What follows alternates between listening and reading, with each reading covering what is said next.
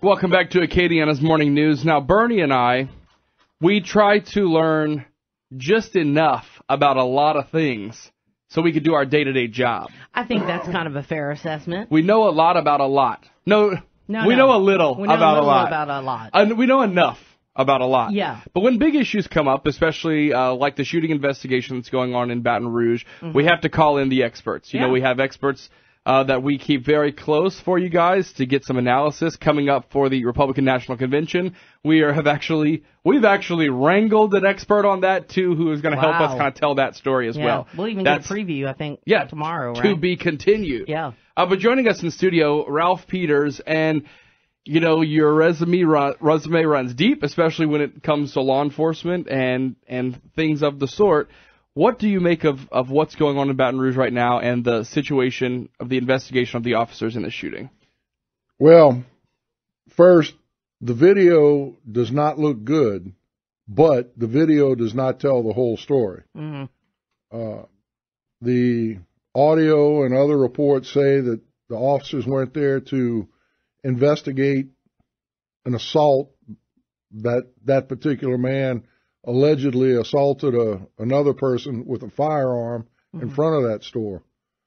So, knowing that there was a firearm involved and that a firearm was found, even though it was found in the pocket, could certainly mitigate what we see in that video. Mm-hmm. It may not mitigate what we see in that video. Yeah, because we just don't know. We just don't know at this point in time. So one of the reasons, and by the way, Ralph Peters was with the Lafayette Police Department, for several decades. He was the interim chief for, about 9 months span of time. And he was also the police chief in Natchitoches for 3 years. Spent 33 years in law enforcement. Now, I know things are changing on a continual basis, right? But my question is, because people were asking a lot of questions and have been, all kinds of questions. So if you are, because now we have this Minnesota case where that guy actually had a gun and had a permit for it, so that's going to be a whole other discussion. In Louisiana, let's say, you have a gun on you and you get stopped by an officer. It behooves you to do everything the officer tells you to do. It also behooves you to tell the officer that you are armed. Hey, I have this. Yeah. And tell him where the firearm is. Mm-hmm. If it's, in my pocket, under my in shirt, my purse, on my ankle, inside my jacket, in my car, whatever. Why is it that, or do you think, if you can speculate, that people get so nervous in situations like that? I mean, I know I panic when I get pulled over, and it's a traffic kind of situation. I totally panic, even though I know, okay, it's only going to be a ticket. Does law enforcement have that much of a power over us, I guess, emotionally? I think the emotions come in because law enforcement has the power to take away the thing everybody values most highly, their freedom. Yeah. And a ticket is no big deal. It's particularly no big deal to the officer who writes it because it's one of several that officer will write that day, that week, that month. But it's a huge deal to the person on the receiving end of the ticket. I mean, insurance rates are going to go up. Spouse or parents or partners are going to be very upset. And all of that's going through the mind of the person who is being stopped. I used to say when I was a young officer, you never know how many blue Ford pickup trucks there are in Lafayette till you hear a bolo, and then all of a sudden you see 15 of them. Right, right. So the reason a person is being stopped may have nothing to do with a traffic violation. It may simply be that it matches a description of a vehicle police are looking for one reason or another. There's all kinds of reasons police can stop people. Well, how are officers trained to get a hold of a situation, whether it's one officer or two officers together? Because there were so many questions about that yesterday. People not understanding why the suspect was pulled across the car, or why they got on top of him, or, why they tased him. People don't understand the process, I think. Officers are trained in the academy to use what is known today as a continuum of force. A continuum of force, okay. And that starts out with verbal commands. Mm-hmm. You tell the suspect or subject to do what you want them to do, get out of the car, put your hands on top of your head, get on your knees, whatever command you want to give. If they fail to obey that, and time and circumstances allow, then those commands become louder and more forceful. Mm-hmm. And then failing that, then the officers are trained to use physical force, grabbing, touching, pulling. Okay. And that basic continuum of force, we are trained to use only the force that is necessary to overcome the resistance shown by the subject. Person. Right. Okay.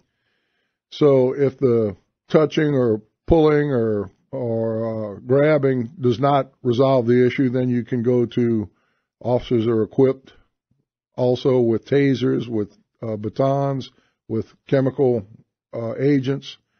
You go to those, non-lethal force. And deadly force, the use of a firearm, the actual discharge of a firearm, should only be used to protect the life of the officer or of someone else. How people also, by the way, we're speaking with Ralph Peters, 33 years that he had in law enforcement. How can people understand what happens, though, with an officer in a situation? Because you got a suspect, they're panicking, maybe. You know, this guy, he had felony, at least, right? At least one felony. And while that's all nice for the media to analyze and for everybody to analyze, mm-hmm. in all likelihood, the officers had no knowledge of that at that time. At this time, mm-hmm. yeah. So you're dealing with somebody who's resisting, right? Correct. So then you have got to try to get this person subdued. Right. Particularly now knowing that those officers were sent there to deal with an armed person. Subject. Yeah. Yeah. You know, I wonder what your thoughts are, especially now. Obviously, the majority of the time, whenever you were an officer or whenever you were working in law enforcement, you didn't have to deal with social media, which is, in my opinion, the thing that makes everyone feel Judge like and jury. Their opinion is important and everything. Mm-hmm.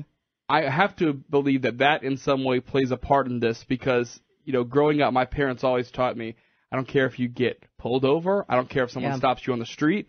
You cooperate if that means you get arrested, even if you think you didn't do it. That's why we have a court system, mm-hmm. and you deal with it.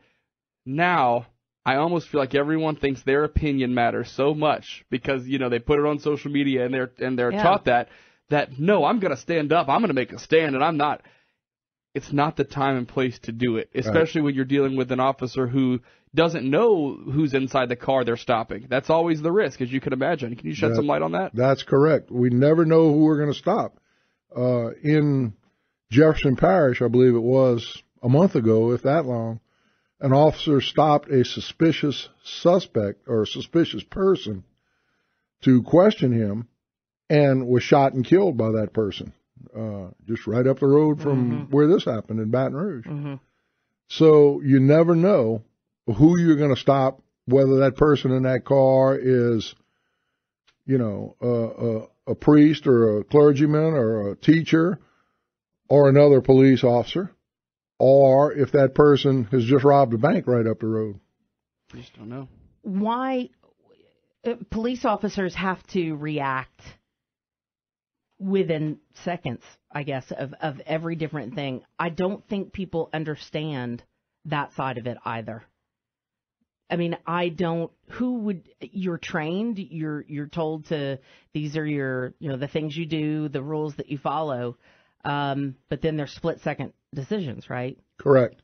You have to react to the facts and circumstances you are confronted with, and those facts and circumstances can change drastically, mm-hmm. as they did, obviously, in Baton Rouge. Mm-hmm. What about the trust? There's no trust. You know, some parts of communities, they don't trust police, and so they're scared to death. And that's because the police have that image of, you know, you get stopped by a policeman, immediately you think you did something wrong and that cop's out to get you. Mm-hmm. And that's why, because they feel the policemen, all they want to do is write them tickets and put them in jail and harass them and those kinds of things. How do we work to change? Because now, I mean, look at everything we have across this country. You know, whether some things happen this way or that way or whatever the case may be. What do we do to talk to people to make them understand? You know, it's just like anything else. What do people really think about the police? Because how do you combat? We're going to end up seeing more and more of situations like this. At least I'm fearful of that because of what Rob said about social media. Everybody knows better. Everybody knows better. Everybody thinks they know what they would do in those circumstances. Right. Yep. And yet very few people know what they would do. Right. Because most of the general public has not been trained. And that's another issue. The police spend so much time in the academies and in in-service training for those confrontational issues. Sometimes that's too much in the forefront of their mind. But like you said, what do? The police have to work harder, as Lafayette PD has been doing for many years, working in those communities to build relationships and restore the trust that used to be there. Very interesting conversation. Ralph Peters has been our guest.